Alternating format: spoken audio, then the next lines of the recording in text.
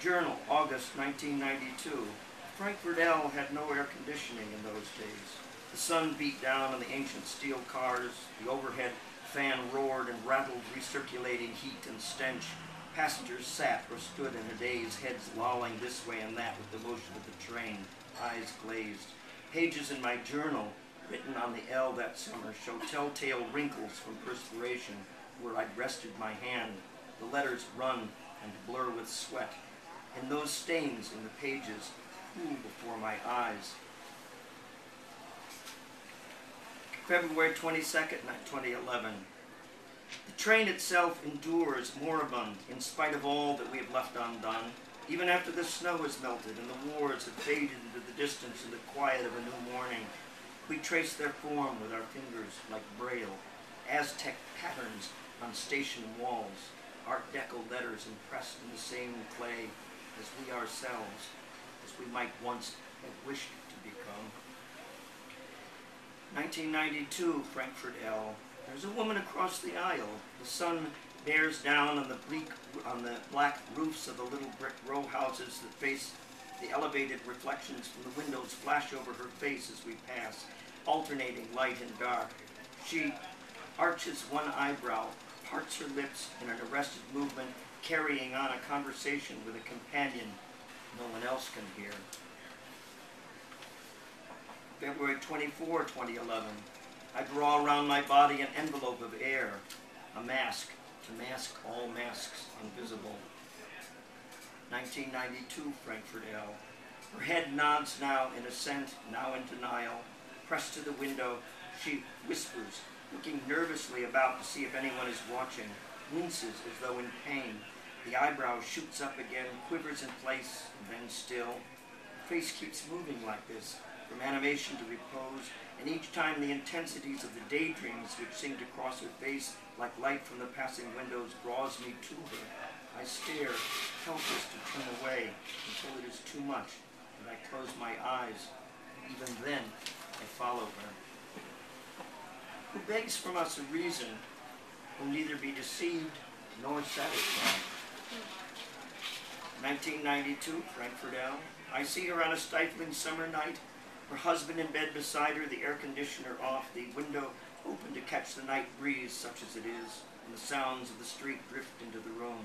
He reaches over, lays his arm across her body, heavy and moist. His hand fumbles over for her breast, reaches down for her sex. Overhead, squares of reflected light from passing cars traverse the ceiling, move rapidly down the wall and go on. She watches them, it seems, for hours, and the light plays over her like passing dreams, and her lips move, whispering into the dark. February 22nd, 2011. Though we appear to remain in place, horizons recede and advance.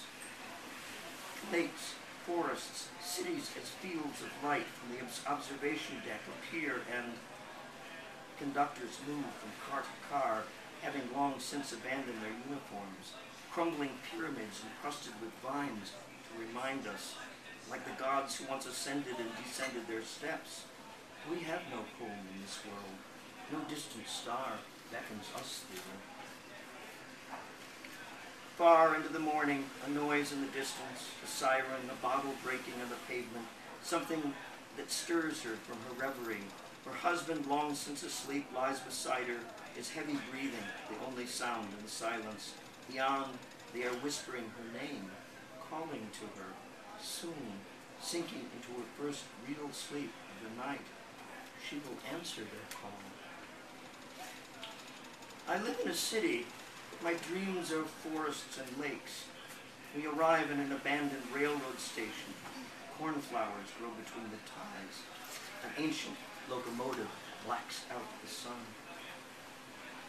Too dark to read the passing signs, their winking roadside eyes, the hum and drone, coracles of praise, flocks of angels reel in imaginary trees, glow of cells, silent texting messages abounding, wrap the planet, patches of snow flash by, plowed fields, stars invisible, a shoulder warm against your own, accidental sleep, sweet intimacy of strangers.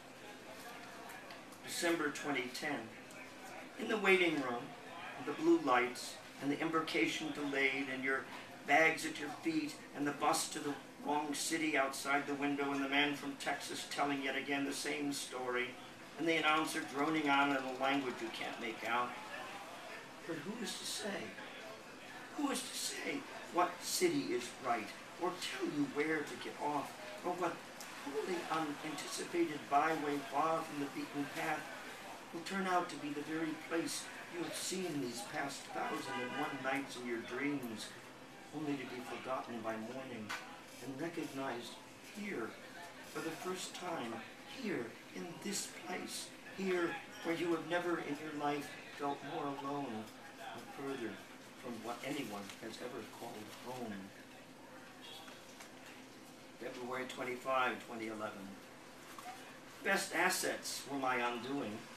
How was I to know, riding the rails, how years would interweave their fables, the luminous burst over the desert, that radiant simile for all that comes undone, no metaphor, obsidian blade, heart in hand, priests of the sun resurrected. So said the old man in the aisle seat, pushing off a second shoe with his stocking foot. I raised 4 shires, my 3 girls and Cesar Romero, 18 hands at the shoulder, pull 3 loaded freight cars without breaking a sweat, gentle as a lamb, lest you should be so foolish as to stand twixt him and his desires in a season of love. Any mild day in February, seasons are always passing and enduring, changing, and always the same, like the kitchen where you made coffee this morning, where you sat as a child when it was snowing, and now the snow is almost gone, as though you were moving from one climate to another, which, in a sense, you are. Think of the planet as a train in space, dragging time in its wake, or a sailing ship, not driven by, but enveloped in the solar wind, imprecise as any metaphor. Imprecise as any metaphor, the way all kitchens have come to conform to a model whose origin it's possible to locate precisely in history, but no longer in space or time, just as, and no more, than the moment remembered now only as a general idea, when you heard the kettle whistle in the stove, and the cat leapt from your knee as you rose, cup in hand, and the porter gazed from the Pullman car at fields of stubbled corn glinting like cut glass in the afternoon sun, not far from Dongola, Illinois, in 1906, your grandfather watching from a stand of bare trees where he'd been hunting rabbits. Where he'd been hunting rabbits not all that long ago, thinking of his mother in the kitchen by the stove, and realizing how hungry he is, the 2 rabbits warm against his leg where he'd tied them to his belt, and knowing he would have to clean them before he could sit down to eat because of the unseasonably mild air for a day so very late in February. Journal, US 80, July 1988. Youngstown. Sky like a watercolor, still wet, farms and factories, cranes jutting up through the mist bank of cloud, crossing the Meander River. Daylit landscape spills out across Ohio.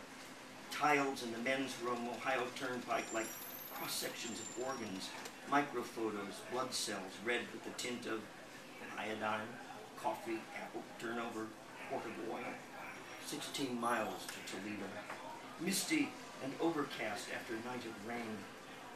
Home trip, drive alone, with trailer, last of my parents' worldly, behind my father's Buick Skyhawk.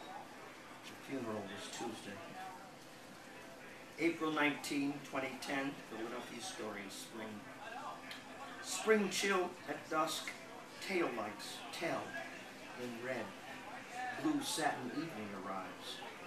How many will be lost, leaving secrets from stars?